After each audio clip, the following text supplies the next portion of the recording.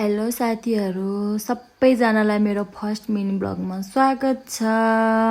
सबैजनाले हेरेर साथ सपोर्ट गरिदिनु होला। आज हामी बुढाबुढीको यात्रा घान्द्रुकसम्मको। आउनुहोस् हजुरहरूले पनि हामीसँगै घान्द्रुकको मनोरञ्जन लिनु होला। बाइक चाहिँ माथि नपुग्दो रहेछ, त्यसैले हामीले बाइक चाहिँ तलै राख्यौँ। अनि बुढाबुढी गफ गर्दै भिडियो गराउँदै पैदल यात्रा सुरु गऱ्यौँ। अब बुढाबुढी भएपछि अरू के चाहियो र न, गफ गर्दै अनि राम्रो राम्रो ठाउँहरू घरहरू हेर्दै फुलहरू हेर्दै मनोरञ्जन लिँदै हामी माथि उकालो चढ्न सुरु गऱ्यौँ। अनि बाटोहरूको पनि यसो फोटो खिचिदिउँ न त भनेर बाटोहरूको पनि फोटो खिच्यौँ। अनि त्यसपछि फेरि गेटनिर आइपुगेको थियौँ। अनि मैले मलाई फोटो खिचिदिनु न भनेको, अनि उहाँले फोटो खिचिदिनु भयो। अनि फेरि उहाँले मेरो पनि खिचिदेऊ भनेर अनि मैले पनि उहाँको खिचिदिएँ। यसरी नै फोटोहरू खिच्दै भिडियोहरू गराउँदै अनि हामी जुन हामीले होटल बुक गरेको थियौँ त्यो होटलमा पुग्यौँ। यो ठाउँको नाम चाहिँ नयाँ गाउँ।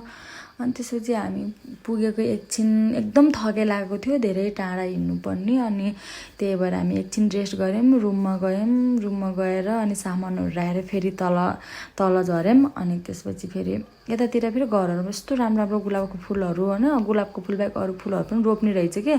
अनि मैले त्यो यिनीहरूको फोटो पनि खिचेँ। अनि साँझ भएपछि फेरि यस्तो राम्रो झिलिमिली लाइटिङले कि यो गऱ्यो होइन, कस्तो राम्रो देखेछ नि होइन।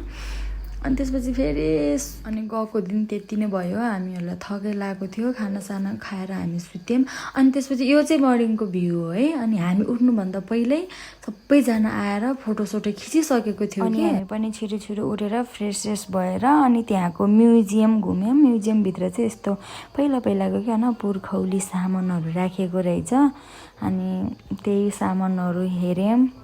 बुढाबुढी मिलेर सबै फोटो भिडियो गरायौँ। हेर्नु न कति राम्रो छ है, सबै सामानहरू कति राम्रोसँग गराएर सजाएर राखेको छ नि। यो हाम्रो पुर्खौली बाजे बजेको सामानहरू होला नि, मलाई त्यस्तै लागेको र त्यही हो होइन। अनि मेरो बुढा चाहिँ अगाडि भिडियो गराउँदै हिँडेको छ कि ऊ।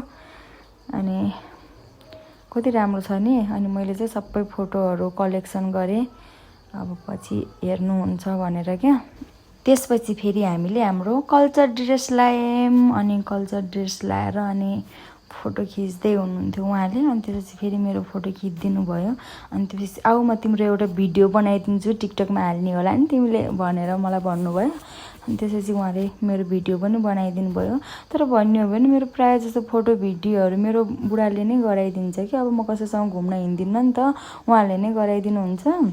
अनि त्यसपछि फोटोसोटो खिचिसकेपछि हामी नास्ता खाएर घरको लागि निस्कियौँ। हामी जुन होटलमा बसेको थियो त्यो होटलबाट चाहिँ हामी बेलैमा निस्क्यौँ कि, किनकि हामी बुढाबुढीको सोच यो थियो कि आउँदा सबै ठाउँ के घान्द्रुकको भित्र घरहरू सबै घुमेर जाऊँ भन्ने सोच थियो।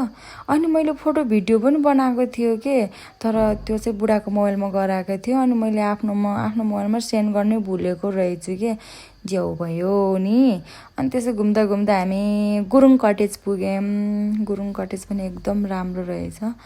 मलाई अरू घान्द्रुकको खाना र अनि त्यसपछि यो फुलबारीहरू चाहिँ एकदम राम्रो लाग्यो कि मलाई।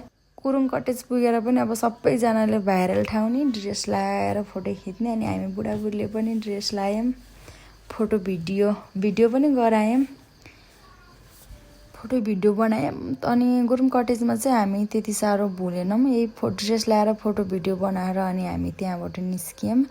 अनि त्यसपछि घरको लागि यात्रा सुरु भयो। आउने बेलामा त उकालो थियो नि साथीहरू, त्यही भएर केही जस्तो नलागिकन आयो। तर झर्ने बेलामा त हेर्नु ओह्रालोमा त मेरो हात खुट्टा कामेर कस्तो भएको थियो, लकलक्ती कामेर। अनि मेरो बुढाले बिस्तारै हात समाएर डोराइ बाइक भएको ठाउँसम्म पुर्याउनु भयो। अनि त्यसपछि हामी घरको लागि सुरु भयौँ, घरको यात्रा सुरु गऱ्यौँ।